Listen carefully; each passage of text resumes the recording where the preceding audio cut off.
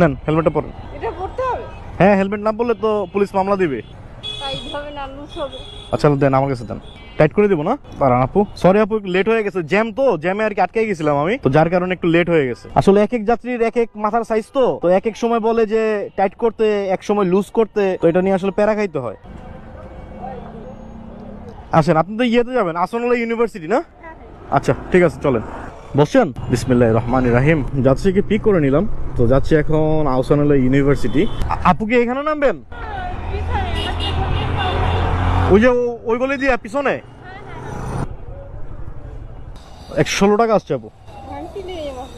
আমার কাছে তো ভাঙতি নেই আপু। আচ্ছা, আপনি এখন একটু ওয়েট করেন, আর এটা শুনেন, আসতেছেন।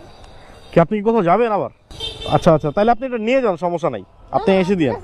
আমি আসতেছি, হ্যাঁ? আচ্ছা, আর আপু আমি তো ওই যে ইউটিউবে ব্লগ ভিডিও বানাই, তো আমি কি আপনার ভিডিওটা কন্টিনিউ করতে পারবো নাকি কোনো প্রবলেম আছে? মানে আমি